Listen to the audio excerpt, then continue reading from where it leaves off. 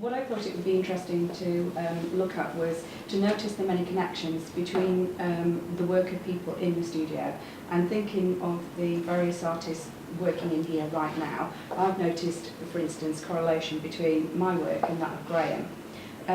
But this link is more obvious in the light of me having seen an exhibition last September of Mira Schendel. So I'm just going to show you some of her work so that you can have a look at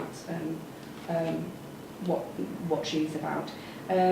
So she's a Brazilian artist, so not very well known in this country, but best known for her drawings on rice paper, although she is a painter and a sculptor as well.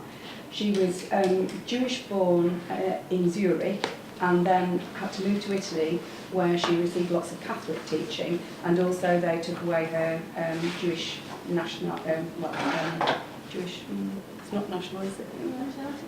It's not nationality. Citizenship. Citizenship, that's the word. But she went to university in Milan and studied philosophy, Heidegger and phenomenology, which is really quite interesting for me. And then because of the war and how everything was, she was displaced and went through Switzerland, Austria, Yugoslavia, and finally to Brazil, where she married a second husband who gave her the surname Schendel.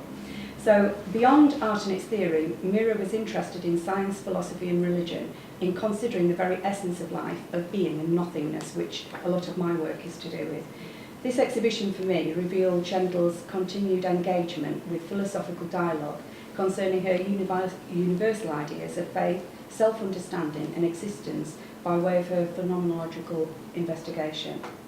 So, too poor to buy proper pigments, Schendel worked with cheap combinations such as oil spread on glass and then covered with talcum powder or brick dust, onto which she would place rice paper and then press it very lightly with her fingernail to make some monoprint sort of textures. And some of the surfaces are now really quite friable, kind of like old plaster is on walls. And as last week's talk on the chalice, he talked about how the shape of the chalice grew from the method of doing it, and actually the actual materiality of Schendel's media shaped her work, allowing her ideas of being nothingness to evolve within what she was doing by the way that she was doing it. These are two slides of the same thing. They're all illegal photographs that you're not really allowed to take them off. But I was so fascinated by the way it was the shadows that really, it was the ephemeral sort of, they were there but not there. And so this was in the first room, and then you went into the other side of the room, and there were all these pieces. Now they're sandwiched between layers of acrylic, so they haven't quite got the same thing as if they were just the paper itself. But what was important was that you could see the front and the back. So Schendel spoke 4 languages and used all of them in her work. But the deliberate disintegration of the apparent text, you could read it as symbolic of her own diaspora experience, although to me it didn't function as text at all really, whether fractured or not. It was more, to me, the idea of transparency and meaning. So the diaphanous ground allows the reverse to be visible, which kind of looks like a sort of anti-text, and to me it questioned the idea of what was the back and what was the front. And she wrote, the back of the transparency lies in front of you, and the other world turns out to be this one. She also described them as an attempt to immortalise the fleeting and to give meaning to the ephemeral.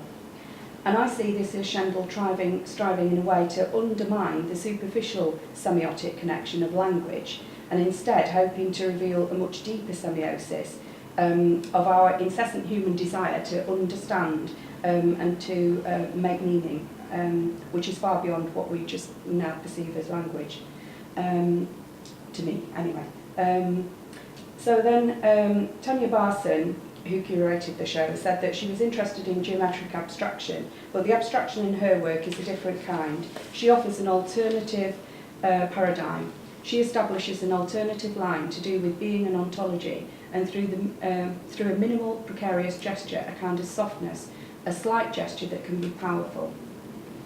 And here you can see Schendel circular forms, which I also have an affinity with, as people who know my work. And on the right, there are 93 pieces of paper on glass, and they just drifted from the ceiling in a kind of mist. But it casted this quivering array of shadows as people walked around. They were just ever so slightly like this, that was reflected onto the wall, and it really gave to me this idea of being and nothingness, certainly. And then in the next room, this was just amazing. Yards and yards of nylon thread, sort of like fishing wire, which was almost but not quite invisible, like delicate translucency of rice paper. And it gave, although nylon thread is obviously really durable, it gave an idea of fragility and ethereality, there but not quite there, as if it stood on the very edge of existence for me. I think the fuzziness or blurring of line in her earlier monoprint technique and in the nylon and the diffusion here with the layers and layers of paper and the interplay of shadows all serve to me to give a vibrating energy which charges the whole space around it and initiates the idea that the empty space is actually an active void. It charges, her work charges that space to give it its own meaning. It's like the active presence of nothingness. So, as a practitioner, I find these particular qualities significant because they offer ways of researching. So, from my MA, this is one of my pieces that I did for the MA, while I was doing the MA. So, my own work concerns uncertainty that comes from both the conflict of spirituality versus existentialist thinking and also the current philosophical debate surrounding the ontology of colour, and that is whether colour actually exists and where it exists. So to engender a feeling of uncertainty, what I'd been investigating was how I might create a surface that appeared to undermine itself through the indefinable quality of the mark making, which was quite evident in this painting, I thought. During my MA, I gradually began to recognise the importance of harnessing the function of light and shadow within my work. And here I highlighted the remains of what had been a work. I'd been doing a video, a stop frame animation of the kind of bruise-like entity that you can see in the painting there. I'd done that on the wall and sanded it and reapplied and sanded it and reapplied. And the dust on the floor was evidence of the remains of that. Lost where I am now. Which, to me, by highlighting that rather than the obvious painting on the wall, it kind of led towards the idea of a threshold, something going beyond in some kind of a way.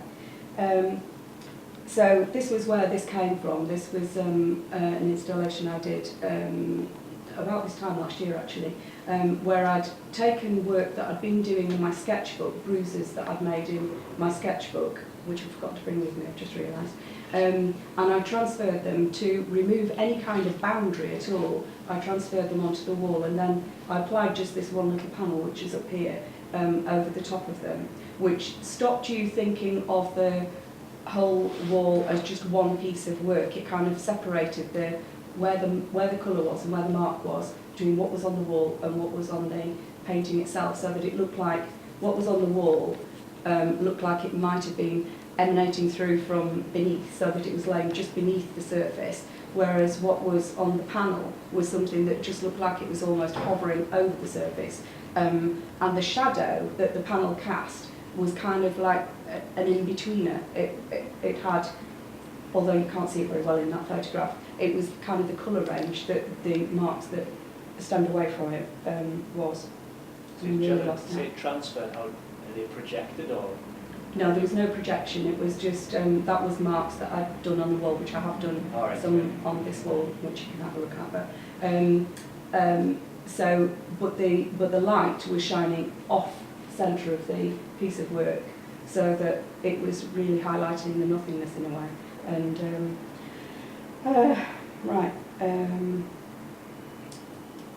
so I was then able to introduced the idea of a coloured reflection as a third way of getting colour, rather than seeping through or hovering over.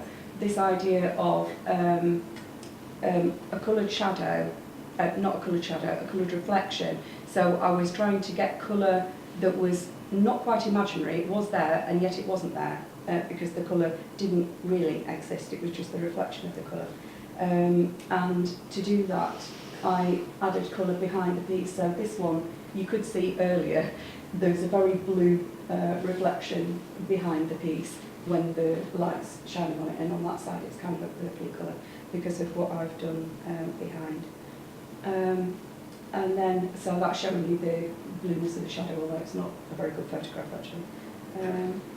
And then I took that a little bit further to try and dissolve the physical barrier of the wall itself. I made a darkened space and used ultraviolet pigment on the wall and shone the ultraviolet light on it, which actually had the effect that the pigment looked as though it was lifting off the wall, and it kind of, because there were no barriers, no framing around it, there was nowhere to get your XY coordinates from, and therefore you felt a little bit like you were floating, and as though you weren't quite sure if you poked your finger at the wall where it would start and stop. So it kind of had that dissolving idea. And then, so this is one that doesn't work. I'm going to have to, this is a video of a little paper piece that I made, which had all of the fragility that I wanted, but I had problems. I wanted to make it bigger, I wanted to scale up, and I came and did workshops to try and join the piece, but whichever way I tried to join the paper, I always had some kind of a groove or a crevice that the pigment would sit in, which undermined the organic sort of fluid nature. Wherever there was a hard line, it pulled the attention to the surface, and I didn't want that, so I had to abandon it at that point. But this piece, which I'll show you on the video afterwards, is because I positioned it above a radiator, it actually started breathing on its own, and it was just really beautiful, and the shadow sort of came and went and enlarged and decreased, and it was almost as though it was alive, which really appealed to me. And that's something that actually then I saw in Graham's work and in Mira Schendel's. So yes, it had a kind of fleetingness of existence, which I thought, sorry, I've got a bit lost. Yeah, the ephemeral nature of the shadow, combined with the wavering delicacy of the thin tissue, seemed to emphasise the fleetingness of existence because of the movement of either the auxiliary object or the light, and also the nearly not there-ness that I wanted to try and grasp, since shadows have no independent material existence. They're there and yet they're not there, and as such they present to me a kind of virtual existence. So whilst I've been in the paper studio, whilst I am in the paper studio, I'm trying to investigate ways of using colour, translucency and transparency to explore the potential of shadow and reflectance, a further extension of which is possibly the possibility of afterimage, which I could talk about afterwards if we need to. So then, Graham. I went up and saw Graham's show at the Watchtower, which was amazing. It's a wonderful, wonderful gallery, and really enjoyed seeing Graham's work there. But I recognised some of the qualities that I find inspiring me and in Schendel's work as well. So here you can see the translucency, and Graham's put similar pieces to these here and here. But because of the way the light was, you can see that the translucency is allowing an underlying shadow to form, which could be seen through the image itself, allowing a perceptual depth to appear where there wasn't really any, and depending, well, there was, but there wasn't, if you see what I mean, and depending on the angle, it kind of blurred the detail on the actual item itself, which gave me the idea that there was maybe movement there. The movement was enhanced with this piece. Oh, sorry. Wrong one. The movement was enhanced with this piece, which was above a radiator, just like mine had been, and it was causing the piece to move in and out, and therefore the shadow to rise and fall slightly. And I was going to show you this piece on the video, but it won't work, so I'll show it afterwards. this was another piece that had been pushed delicately out from the wall by that plastic tag that's at the bottom, and that gave rise to a bowed shadow which perceptually distorted that shape of the lower edge, so it became ungraspable, a little bit like my some of my pieces that I haven't spoken about, but I will. Then the last image, that's showing you the bit sticking out. I'm sorry, I've tapped twice instead of going back to it. And this one afforded not just the shadow, but the coloured reflection as well. If you look really carefully, there's the kind of yellowish bit that's the reflection besides the shadow that's there. And those are the things that I really find very ethereal and interesting in Graham's work, and to do with the sort of thinking that I've got in my head, although I'm sure Graham might not have the same thinking in his. So that's the work, and then I just thought we might have a little discussion. So, having described your work in those kind of a way, that kind of a way, do you think you would see it in the same way, or do you see the connection between that?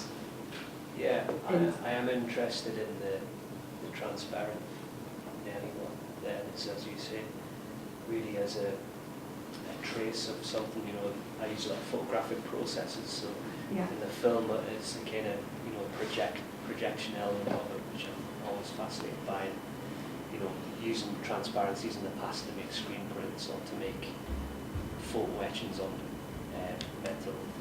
I actually always loved the transparency and what it could do, the movement, and also working with, although I've not really making photographs anymore with my old film camera, you know.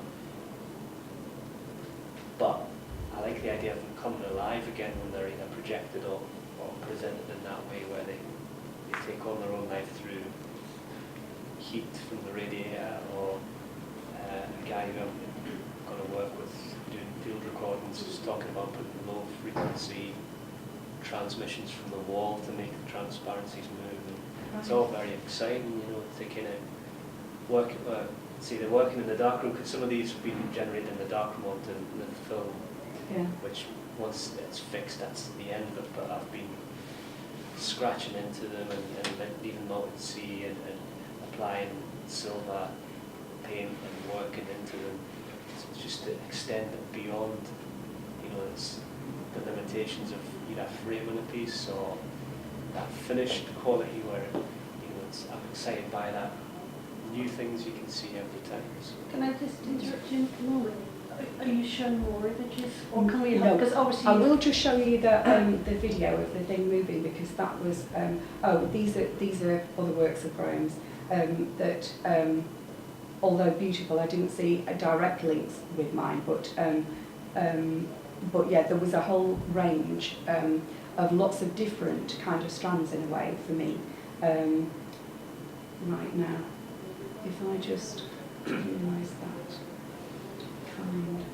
can I ask about the radiator pieces? Was Yes. that both of you? Was that like a happy accident, or Yeah. purposefully? No, it was a happy accident. I just mine had been up there for maybe 2 weeks, and then all of a sudden I noticed it coming and going, and it really was kind of like I've got the wrong thing. It really was as though it was moving and it was alive. There it is. So this is Graham's video, and you can see it was just interesting for me to see that Graham's was doing exactly what mine had done, although, you know, this was obviously a plasticky material as opposed to my look, so it didn't have the flutteriness of mine, but it was still that movement. And when I was in the gallery, you were talking about how you enjoyed the movement of it, which I think hadn't really come across to me when we talked about you working here, but seeing it there and discussing it. And you'd also got a piece that was a projection onto a piece of tracing paper. You've got some of that.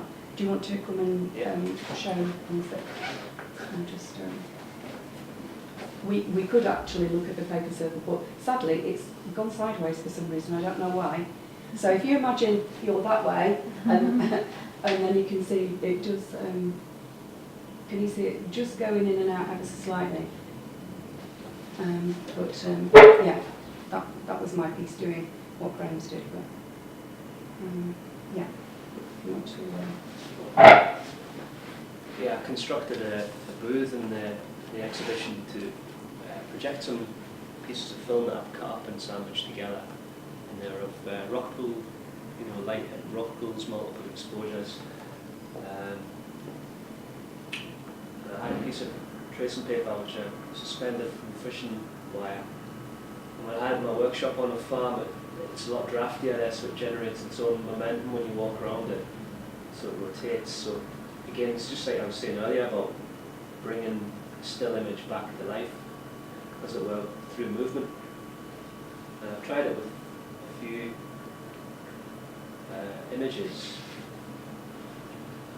but the way of collaging these negatives together, the positives and negatives,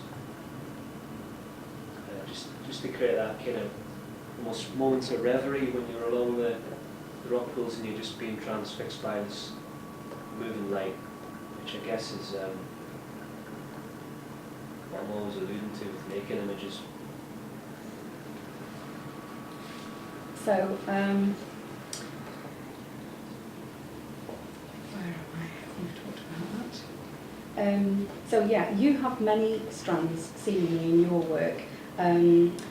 A lot of them are tied to location, but also to heritage, which doesn't come across, I don't think, unless you've spoken to you.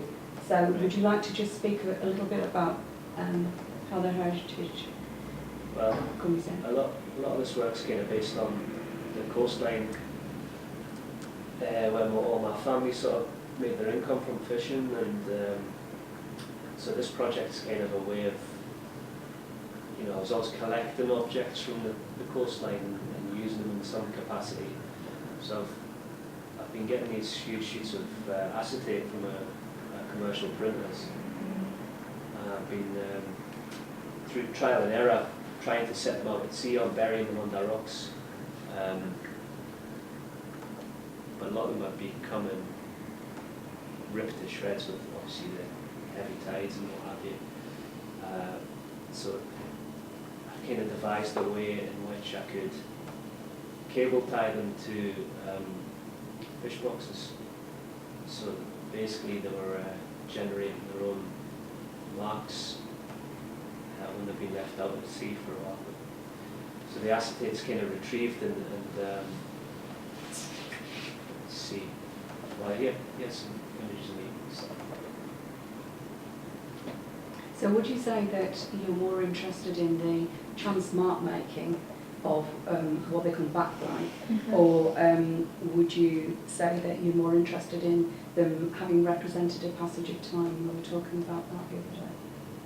Yeah, both really. I mean, I kind of, just like let them go and when I first went to art college and I was buying, sheets of plywood to paint on, and then I was taking a sander to rub it back to really get that feeling of something being weathered. So I think it's just been a logical progression of giving into the elements and letting it make its marks.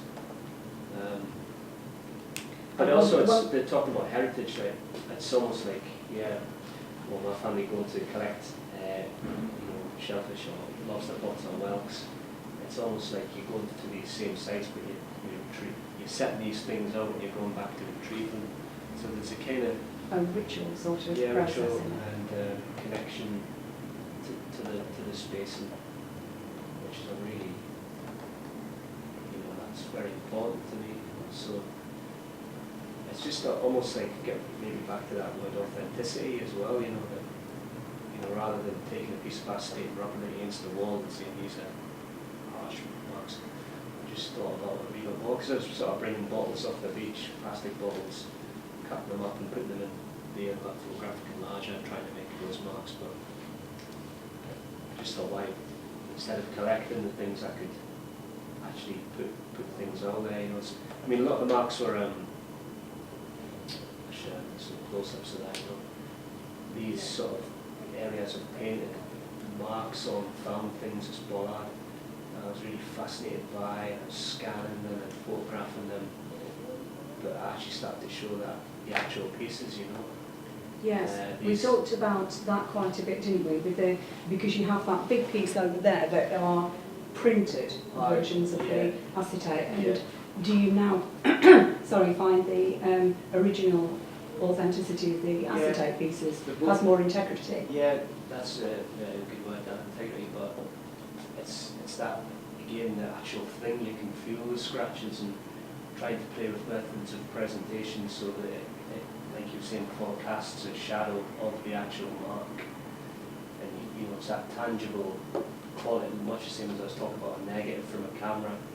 This piece of film has been to wherever you've been, rather than, you know, I know you can say the same digitally on a card, but it's a tangible thing, you know, as opposed to a representation of it, you know. So some of these I brought today, found things. So we were talking about how much further could you push that then, if it was to do with the chance marking and also the passage of time, you know, keeping a photographic record of how it looked if you came and kept pulling it out every week and photographing it or whatever. Time lapse possibly. Or how long do you think it would take to completely shred one of the acetate? I think that's all it takes, but really? Yeah, I mean, I was on the beach every day and I keep finding it all the time. Right. You know, I do pick them up, you know, I'm a bit wary of contributing to avalanche and stuff, but it's something I'm really keen to expand on. I'm keen talking with Gary does video recordings to try and introduce some sort of element of sound to put microphones onto the fish bones and contact like this. So it's quite exciting because I wouldn't say it's a departure, but it's just been a gradual, you know, from taking photographs and then to starting to put a pinhole camera and wedge that into the rocks. And then I'm more interested in the rocks when the tide's good and getting into the camera and the rocks. So rather than the image that I'm interested in, it's the rocks that are appealing on the film. So it's that, again, maybe authenticity. But yeah, a lot of the things are sort of used in book format. These sort of marks from reflective material that I'm finding a lot of at the moment. I just find them really beautiful. So you're free to sort of open up. But the play of light and the function of light seems so important in this one. Yeah. I know you've talked about that, but And I think also it kind of really brings it home when you bring these different elements together, and we're starting to sort of look at the, you know, for me, there's the kind of reference of looking at this and then and this and that, and the way that they begin to have this kind of dialogue is you believe sort of all sorts of different kind of layers of narrative. Yeah. I'm kind of also thinking that way, that you're placing these materials and they're taking on those, you know, the movement of the water and the friction with the rocks, etc. You're in some ways kind of directing it, but not directing it. So there's that kind of dual function. But then something like that is like an object that's been purely found, and it's the selection. So there's different strands of activity that are going on and then brought together. I think there's something that's new, that's evolving in the work. That's Maybe a year ago I would have just left it there, just photographed it. But it's something really that I want to retain. It's also the idea of retaining things, you know, that you have and keep that connection. Everyone does, you know, that we can stop on. So. I suppose it's, again, the silver. So see some models, when you see that silver on the horizon, it's just that, you know, you can never quite get it. It's just, you know, photographing it's there. So it's that silver from the reflective material. It's again got that at moments when the light's not on it, it's not there, but then when the light's on it, it's there. It's just that sense of place natural for you. currents. I suppose the other thing that I'm very kind of mindful of, I'm sure we've all done this, that you go to the beach and you collect things off the beach, and they seem so precious, don't they? And you're so happy to carry the shell or the pebble, and then when you take it home, it takes on a totally different kind of feeling, and sometimes it still seems precious, but gradually it becomes just like a pebble again. And I just wondered, you know, asking this in a sort of serious way, finding something on the beach like this, you know, what kind of ways did your relationship change with that object once you bring, I mean, especially bring it to a space like this, which is so alien, exactly, so alien. I mean, maybe taking it to your farm, or, you know, to your studio within the landscape, it has one kind of feeling, but to bring it into this kind of environment. Yeah, that's why I wanted to do that today. Really, to see how it felt, yeah, and how does it feel? Well, even in terms of being in somewhere like white walls and those, well, just totally alien to where I found it, but also I think it makes it, you know, more authentic in a way that it's carrying those words. And you can see it's not a second presentation of it.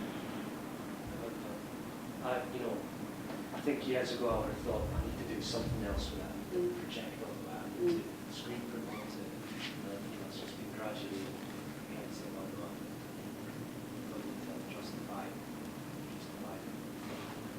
vanish.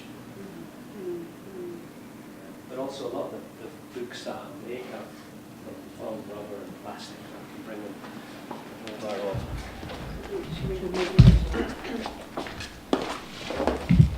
But it's just a way to document the process.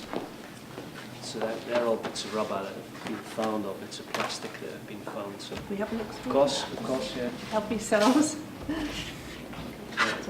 It's like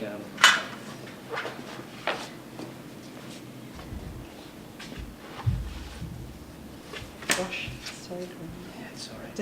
Is it open? Kind of or- just opens like that. Oh, right. But some of the sheets have been cut up to scan whilst I've been here. So that's the kind of remnants of the scans.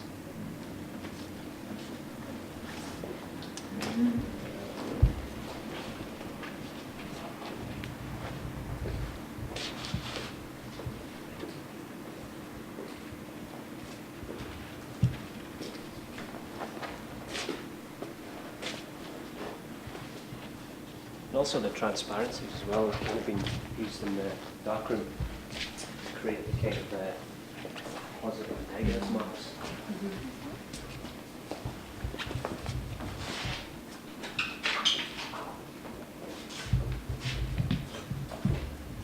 So kind of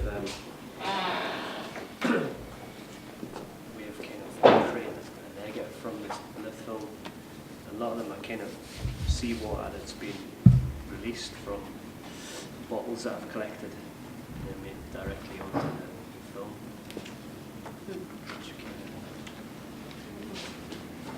Nice to get the hand in.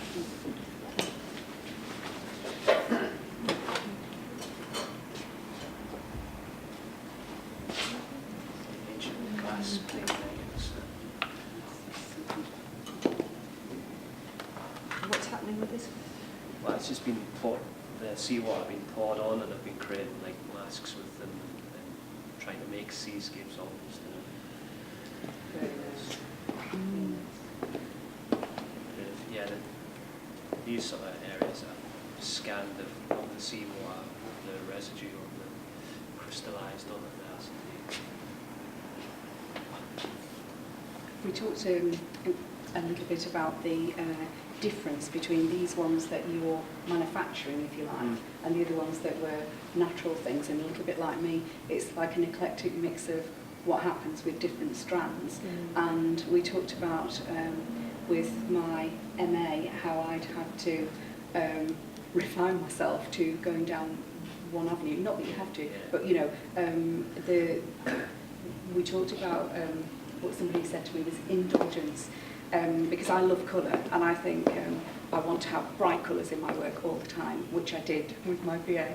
And but then in the MA, I suddenly realised that was, although I loved them, they didn't belong in that particular body of work. The body of work that I was doing in the MA was different, and therefore I really had to control myself with my passion for injecting the colour in and really pull it back a bit to realise what it was that was the nub and the focus of my particular investigation then, and to push that further and further. That's what I tried to do, and I think we each have this kind of, these are absolutely beautiful, and I wouldn't be able to stop making them if I were you, but they're very, very different from the other things. Yeah. And do you think that relates to I think that? the photographic process in terms of working in the darkroom is really exciting, and you can get seduced by certain techniques. Yes. And, you try to replicate, and that's the beauty of it. You can't really start finding yourself rigging up buckets with a pinhole in it to get the drips to head, and then trying to, with a flash, and try, it's this kind of chasing something. Whereas I think almost to counterbalance that aspect, the farm stuff.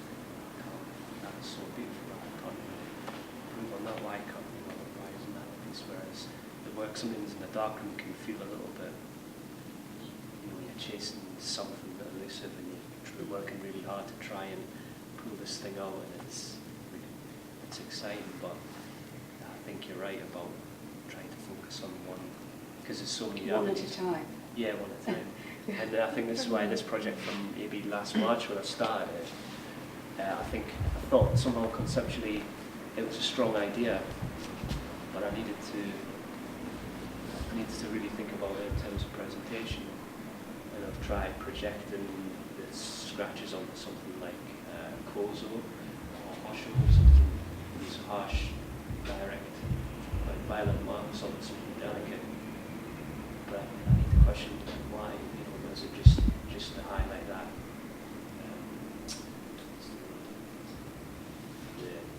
the difference between the two, the paradox of it's a Japanese paper on stage. So to try to kind of work with something that's soft and against something and then projecting something quite violent and harsh onto it, but there's room for kind of trying things and not being too. There's lots of possible avenues, Yeah, I think. Lots of possible approaches. Yeah, like today I've never tried to almost suspend things, and you just looking at a thing around and it doesn't work. Like the Mara Shendo piece, I didn't know that, but then that image of the strands of monofilament, Yes. I'd seen that image before. And Oh, but you didn't know who it no, was. it's like Yeah. one of those things that I should have seen that. It's stay put, just goes in your head. That's chastened, like that kind of sensation. But it was interesting seeing how her work had developed, because it was really a retrospective of her life's work, and so you could see how the one idea had led to the next, had led to the next, had led to the next, and it became softer and softer and softer. More the whole yes. Yes. Yeah, nearly not there. Yes, nearly not there. Yeah. But I was really moved by it. I thought it was amazing, and I thought it was a good avenue to sort of talk about the similarities and differences between our work, because in some ways we're completely the opposite, and in other ways we've got similar sort of things going on. So, Yeah, it's things that I wasn't thinking about maybe a year ago, where light was important. Just relating it to the moon, where it's obviously it's central to the tides moving in and out, and then that is obviously light, so it's just trying to bring it into the work to really inform it. Which I'm working with a writer, So these pieces here, those some of your works. yes. Shall we move across and see what you did? I brought to show you the variety of my work, as it were.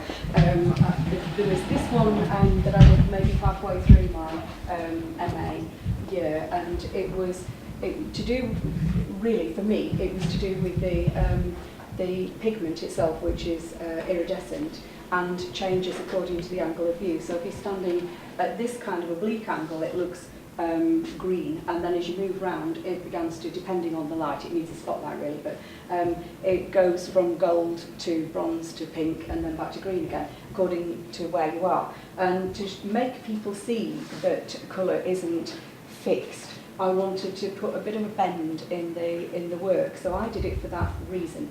But me actually bending the circle in that way, I began to understand that actually that was making the edge ungraspable in a conceptual sort of way, and so the mark making eventually followed this idea of the ingraspability, if you like, if that's a word, making it up as I go along there. And then that was probably the next sort of piece where I've been working directly with pigments, because I think of pigments as being the essence of colour, and so I was trying to get back to the essence and strip away all the, I mean, if you saw my work in the BA, it was just so huge and so contrasting, simultaneous contrast colours, fighting with each other in a kind of stop motion way.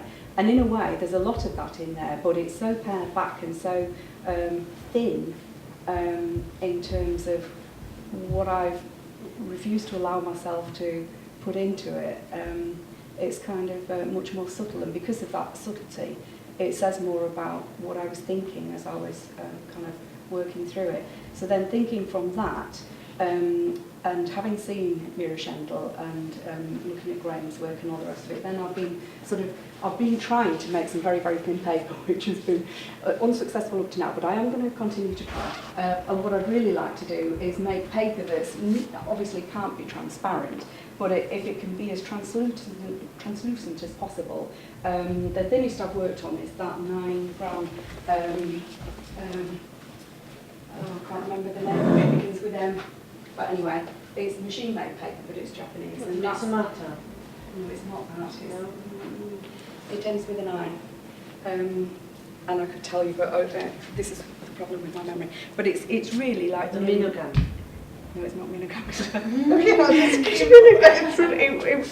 It might even begin with a U rather than M. But anyway, it's really nearly not there. It floats in your hand, and almost the kind of, this kind of movement, which then the little circle that I showed you that had flapped in and out with the radiator was made of this.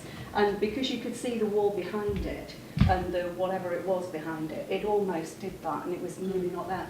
So what I want to work towards is making something like this. It's not going to happen probably this year, but that's what I would like, and then to be able to do these marks. So here I've pushed them up to the degree that you can't really see that it's there at all, because I've rubbed it back that much. This one you can, but not the one that I've put on the wall. And I've been sort of thinking about peripheral vision and the after image. So for instance, if you look at a bright light and then the bright light is taken away, then you get that after image. And in my vision, that nearly always fades to a kind of purpley haze. And so that's why these sort of marks that are all going down a purplish sort of path. And then this one was an idea of putting these bruise-like marks that I've got, and each one on a different layer. So if that one is by itself, you can see that it's got the yellowish greenish and then back through them. And I was interested in the fact that it changed as I held them up. That's curved itself round, it's not intentional. I wanted them to be flat, but actually it aids the ungraspability with it going like that, but I don't like all the shadows and the reflections and things that are on it. And it's not doing what I wanted it to do. We went and got a light in that box, if we can just borrow that for a minute. Because what I'd wanted was to create a reflection on the wall of the colour that was on the acetate, but that would have no beginning and no end, seamless going through it. And it doesn't work very successfully, as you can see on here. Although this one, if you can maybe see the pink behind it. So although I don't like the intensity of that mark, I'm thinking that this is where I'm going with this coloured reflection sort of going onto the wall. And I'm hoping that that might be the case if I'm working on paper, because you won't get such a glare, but you'll still hopefully get that coloured reflection. So it's kind of the nearly, not Venice, which I can't help saying, but I find it's the most appropriate way to kind of say what I'm interested in. That's it, really. What thoughts do other people have? Obviously, you've got, brought together. Well, it is brought together for the first time, this kind of Yes. juxtaposition of two artists working in very different ways, but touching on similar kind of ideas, concepts. What's the other sort of responses, and just response to thoughts, questions to what's been said, or what you see here in the studio? And I don't know whether maybe the link between what we see, what we think, or whatever is obvious to the people. Other people might think, nah, it's nothing like it, you know. Can you talk a little bit more about, you know, when you're talking about bruising, like the process of that, because I assume that you pushed me, or Yeah. is the process, like, how did you come to the idea that it was bruises? Because the one that I showed you that was the wall with the various bits and then the panel hung over it, that was one of my crits. We had a crit on that wall, and when I'd been doing the bruisey kind of mark came about in my sketchbook, and I suddenly thought, the more I'm adding colour, because I started off with removing all colour really, then I went to a chromatic grey, and then I was trying to have, the chromatic grey is made out of complementary colours, and I wanted to show that the complementary colours had made the chromatic grey. So I wanted them to be bleeding out of the edges, and so the more colours that I added, the more it was apparent that it looked to me like bruises, and everybody who saw them said, that's just like a bruise. And certainly it was kind of the majority opinion when they saw them on the wall, that it did look as though, but you think, well, a bruise is a soft surface and therefore is the wall a soft surface, and it really was, although the colour was on the surface of the wall, well, some of it was embedded in, as some of that is, because I've sanded it and rubbed it and so on. So it's to do with the remains as well. I'm very interested in that because I'm interested in the kind of life-death game. And I think that's also what, you know, there's some remains in yours and there's some remains in yours and there's some remains in Lizzie's. Those are the connections that I see that we've got all together. And I've maybe not explained it very well, really.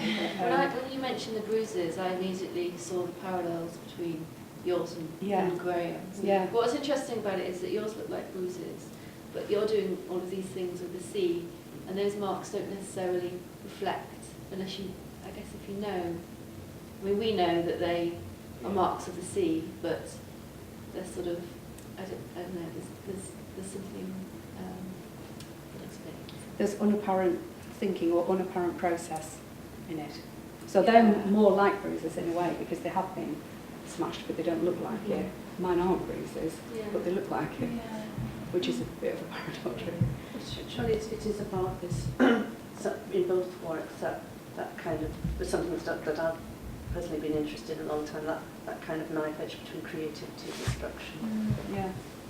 And so you have something that appears very delicate, aesthetically very, very exquisite, but has this kind of, there is an underlying kind of harshness or darkness to a surface scratched and scraped, and you're saying, you know, you go and pick it up and it's just, you know, shredded to bits, and you know, sanding the wall, putting the pigment on, sanding it again.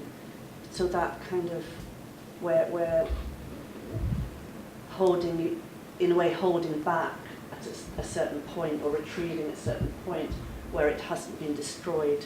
Just at that moment. It's just at that moment, isn't it? Yes. It's just at that moment where you're holding yourself in check, and I think that's what's like really important for me, for both you know, both your practice at the moment, that it's like it's kind of knowing at what point to make a selection, or at what moment to retrieve, or what moment to stop sounding, or and I think that's kind of, or what moment to stop adding colour. Stop adding colour. It's kind of, yes, it's that sense of things that happen and slip in unexpectedly, and that's the kind of, that's why I presume we both continue to want to make the works, because it's that kind of surprise and that excitement. But then there's that flip side about holding yourselves in check at certain points, and maybe we all do that in one way or another in creating art.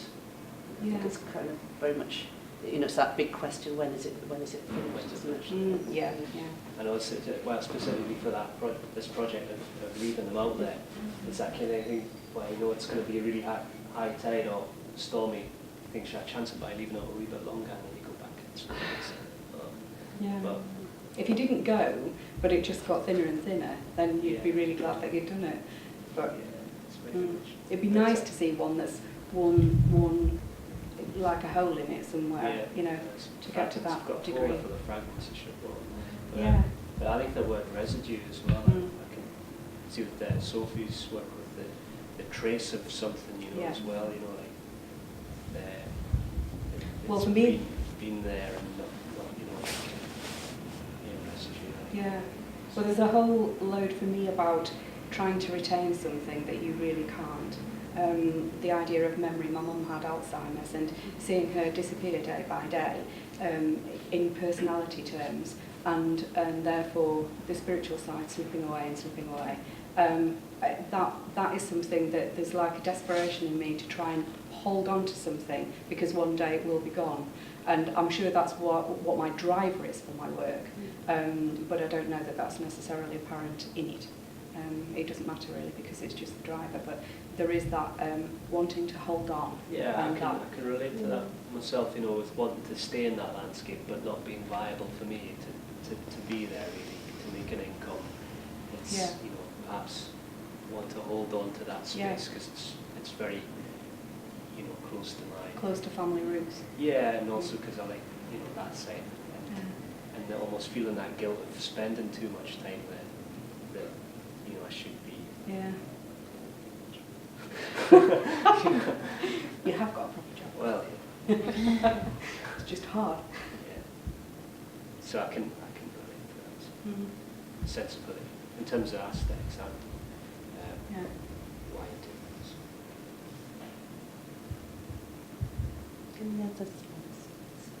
I'm going to ask you. You come here and you come for an interview. What do you think of what you've seen? I was really interested.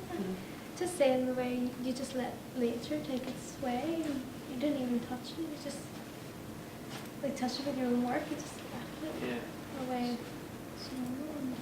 where you do touch, make it your own, but it's really Natural occurrences and really. And it's the fact that you just don't know where to stop. Like you have to have control over. I think that's another thing I've not really thought about as well, is I think like, now more than ever we want so much control over everything we do. It's nice to let go.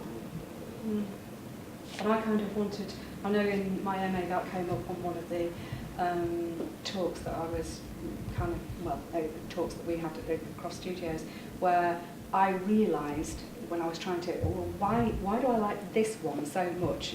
One of the early ones that I'd done, which was on canvas, and it was like a colourfield bleed, and you couldn't see where the thing started or stopped. It was just like a smudge, basically. And I knew that I valued it, but I didn't know why, and I kept working my way through this and that, and adding this and doing that.